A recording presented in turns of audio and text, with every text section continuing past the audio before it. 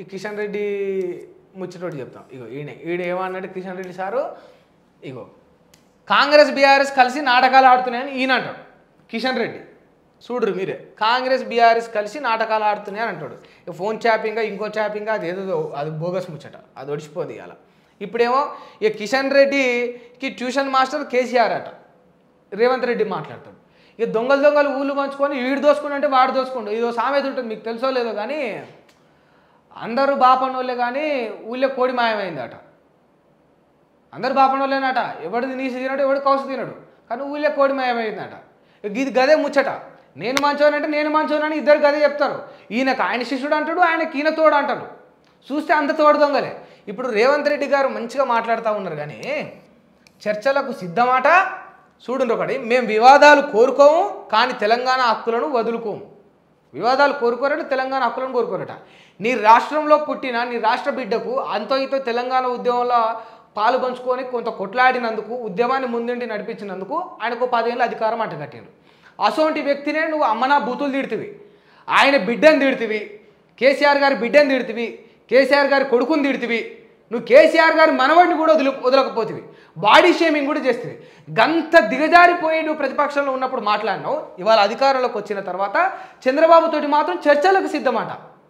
నీ గడ్డ మీద పుట్టిన బిడ్డనేమో నువ్వు నానా బూతులు తిట్టినావు, నీ గడ్డకు ద్రోహం చేసి నీ నీళ్లు పట్టుకుపోవాలనుకుంటున్న చంద్రబాబుకేమో నువ్వు చర్చలకు సిద్ధం, వివాదాలు పెట్టుకోమని ఇంత సున్నితంగా రిప్లై ఇస్తావు. ఏమైంది నీ రోషం? నీ తొడగొట్టి మీసాలు మెలేసి పండబెట్టి దొక్కుతా, పేగులు మెడలేసుకుంటా, డ్రాయర్ల మీద ఉరికిస్తా. నీ గడ్డ బిడ్డ మీద ఉన్న రోషం నీకు అవతల గడ్డోడు వచ్చి నీ నీళ్ళు ఎత్తుకుపోతా అన్నప్పుడు ఎందుకు లేదు? ఎంత సున్నితంగా చూడుర్రి. ముందు మాకు చెప్పాల్సింది పోయి కేంద్రం చుట్టూ తిరుగుడేంది. ఆ చంద్రబాబునేమో గింత సున్నితంగా అంటా ఉండు. ఈడ ఒక రెస్పెక్ట్ లేదు, ఏం లేదు. ఒకసారి చూడండి, ఈడ గోదావరి జలాలను ఆంధ్రాకు రాసిచ్చిందే మామ అల్లుళ్ళు కేసీఆర్ హరీష్ అట. కిషన్ రెడ్డి ట్యూషన్ మాస్టర్ కేసీఆర్ అట, కేటీఆర్కు లైజనింగ్ ఆఫీసర్ కిషన్ రెడ్డి అని గిట్లా గీదా. చూడరు వ్యత్యాసం, చూడరు మీరు మాట్లాడే మాటలనే అర్థమైపోతుంది. నోరు వస్తలేదా, దమ్ము వస్తలేదా, లేకపోతే ఏమైనా భయం అవుతా ఉన్నదా? గిందు కాదా నిన్ను చంద్రబాబు నాయుడు శిష్యుడు అన్నది? నీ దమ్ము ఏమైపోయింది? నువ్వు నల్లమల్ల పులిబిడ్డవు కదా, నేను అడుగుతున్నా. నువ్వు నల్లమల్ల పులిబిడ్డవు కదా, పులి గాండ్రేసి ఎట్లా ఉండాలి మరి? అవతలడికి భయం కావాలి కదా. పట్టుకుపోవాలన్న నీళ్లకు లేకపోతే అడ్డుపడాలన్న నీళ్లను వదిలేసి ఆడికెళ్ళి అంటే ఉరకాలి కదా మరి. నీ పులితత్వం, నీ రోషత్వం, లేకపోతే నీ సింహగర్జనలు గతంలో ప్రభుత్వం ఉన్నప్పుడు ఉన్నాయి కదా. ఇప్పుడు పక్క రాష్ట్రం వాళ్ళు వచ్చి నీ నీళ్లు దూసుకుపోతా అన్నప్పుడు ఎందుకో లేవు? ఎప్పుడు ఇది ఇప్పుడు పులేమన్న పిల్ల అయిందా? చెప్పుండ్రి. ఈ సినిమా డైలాగులు, ఈ ప్రతిపక్షంలో ఉన్నప్పుడు ఈ పిఆర్ స్టంట్లు, వీటి వల్ల తెలంగాణ బిడ్డలకు ఏం ఉపయోగం ఉండదు.